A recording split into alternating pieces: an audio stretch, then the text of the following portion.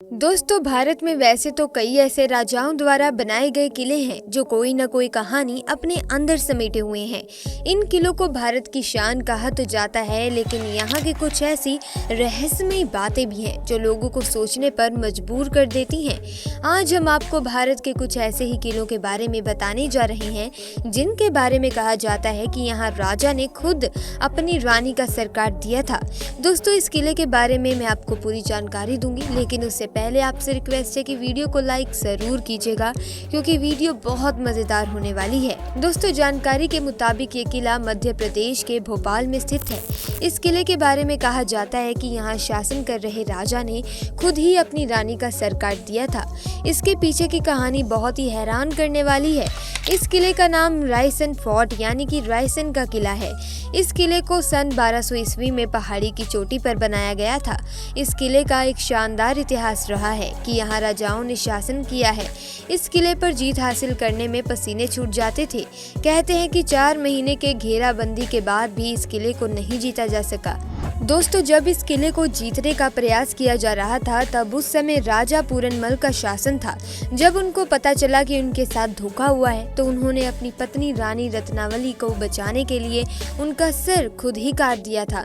इस किले से जुड़ी एक रहस्यमयी कहानी भी है। कहते हैं कि यहाँ के राजा रायसेन के पास एक ऐसा पत्थर था जो लोहे को भी सोना बना सकता था।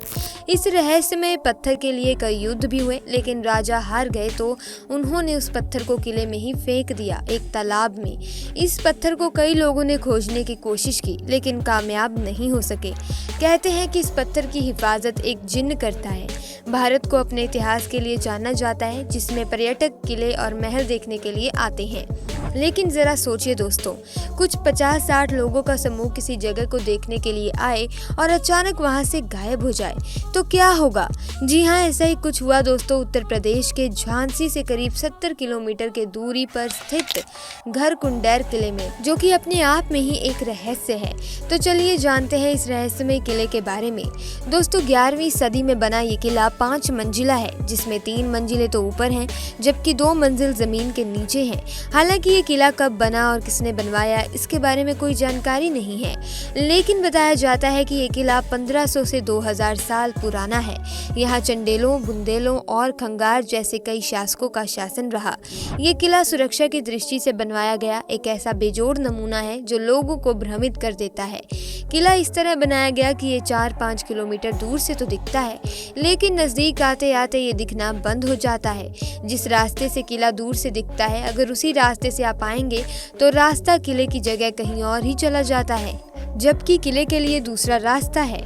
घरकुंडेर के किले की गिनती भारत के सबसे रहस्यमय किलों में से एक है। आसपास के लोग बताते हैं कि काफी समय पहले यहाँ पास के ही गांव में बारात आई थी। बारात यहाँ किले में घूमने आई। घूमते घूमते वो लोग तलघर में चले गए, जिसके बाद वो रहस्यमय तरीके से अचानक गायब हो गए। उन 50-60 लोगों का आज तक पता ही नहीं चल सका। इसके बाद भी कुछ इस तरह की घटनाएं हुई, जिसके बाद इस किले के नीचे जाने वाले सभी दरवाजों को बंद कर दिया गया। ये किला किसी भूल भुलैया की तरह है। अगर जानकारी ना हो तो इसमें अधिक अंदर जाने पर कोई भी दिशा भूल सकता है। किले के अंदर अंधेरे रहने के कारण दिन में भी ये डरावना लगता है। कहते हैं कि किले में खजाने का रहस्य भी छुपा हुआ है, जिसे तलाशने के चक्कर में कई लोगों की जान चली गई है। भारत में ऐसे बहुत सारे किले हैं जिनके बारे में अभी लोग नहीं जानते हैं। राजाओं के वक्त के किले जो आज भी लोगों के लिए रहस्यमयी बने हुए हैं, वहीं कुछ ऐसे किले भी हैं जो किसी न किसी वजह से बहुत मशहूर हैं।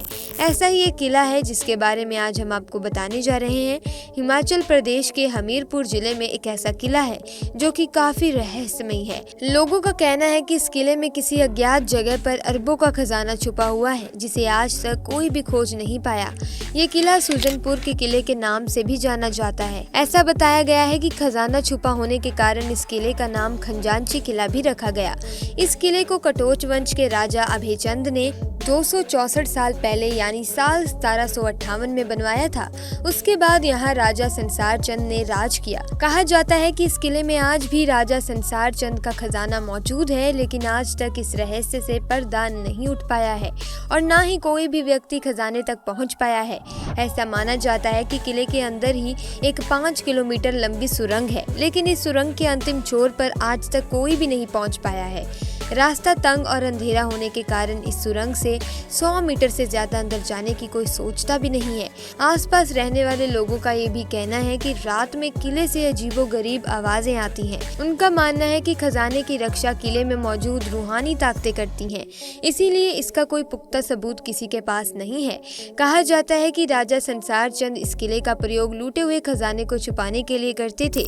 इसी के लिए उन्होंने किले में एक गुप्त सुरंग का निर्माण भी करवाया था, जिसका रास्ता सीधे खजाने तक जाकर खुलता है। यहाँ छिपे खजाने की खोज में मुगलों समेत कई राजा महाराजा और गांव के लोग किले में कई बार खुदाई कर चुके हैं। यहाँ तक कि वो उस रहस्यमय सुरंग में जाने की कोशिश भी कर चुके हैं, लेकिन खजाने का रहस्य राजा संसार चंद के मरने के बाद ही दफन हो गया। भारत में अभी भी कई ऐसे किले मौजूद हैं जो किसी न किसी कारण से प्रसिद्ध हैं। कुछ किले अपने रहस्य के लिए जाने जाते हैं तो कुछ अपनी सुंदरता के लिए जाने जाते हैं, लेकिन बहुत सारे ऐसे किले हैं जहां जाने से लोग डरते हैं और बहुत से ऐसे भी हैं जो लोगों को अपनी ओर आकर्षित करते हैं। ऐसा ही किला बिहार के रोहतास जिले में भी है, जिसे शेरगढ़ का किला भी कहा जाता है। अफगान शासक शेरशाह सूरी के इस किले में भी सैकड़ों सुरंगें और तहखाने हैं, जिनके बारे में कहा जाता है कि इसके बारे में आज तक किसी को पता ही नहीं चला। इस किले की कई रहस्यमय कहानियां हैं जिनके बारे में कोई नहीं जानता। कैमूर पहाड़ियों पर स्थित इस किले की संरचना अन्य किलों से बिल्कुल अलग है। दोस्तों, इसे इस तरह से बनवाया गया है कि कोई भी इस किले को बाहर से नहीं देख सकता। किला 3 तरफ से जंगलों से घिरा हुआ है, जबकि दुर्गावती नदी इसके एक तरफ से बहती है। किले में प्रवेश करने के लिए एक सुरंग से होकर गुजरना पड़ता है। कहा जाता है कि अगर ये सुरंगें बंद हो जाती हैं तो किला किसी को दिखाई नहीं देगा। ये किला शेरशाह सूरी ने अपने दुश्मनों से बचने के लिए बनवाया था। वो अपने परिवार और सैनिकों के साथ यहाँ रहता था। यहाँ उनके लिए सुरक्षा से लेकर हर तरह की सुविधा उपलब्ध थी। इस किले को इस तरह से बनाया गया है कि दुश्मन को हर दिशा में 10 किलोमीटर दूर से स्पष्ट रूप में आते देखा जा सकता है। कहा जाता है कि इस किले में मुगलों ने शेरशाह सूरी, उसके परिवार और हजारों सैनिकों को मार डाला था।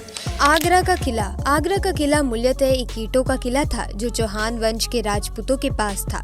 इस किले का प्रथम विवरण 1080 ईस्वी में आता है, जब महमूद गजनवी की सेना ने इस पर कब्जा कर लिया था। पुरुषोत्तम नागेश ओक की किताब आगरे का लाल किला हिंदू भवन है में इसका जिक्र है। सिकंदर लोधी ने भी इस किले में कुछ दिन गुजारे थे। लोधी दिल्ली सल्तनत का प्रथम सुल्तान था। उसकी मृत्यु भी इसी किले में 1517 में हुई थी।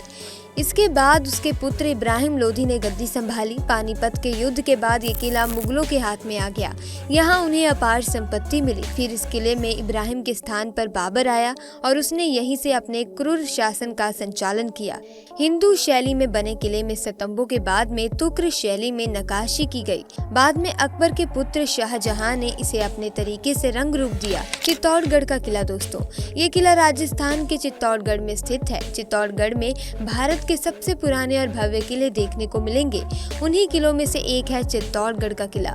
ये किला बैराज नदी के किनारे स्थित जमीन से लगभग 500 फुट ऊंचाई वाली एक पहाड़ी पर बना हुआ है। इसे पानी का किला भी कहा जाता है क्योंकि यहाँ पर 84 पानी की जगह है।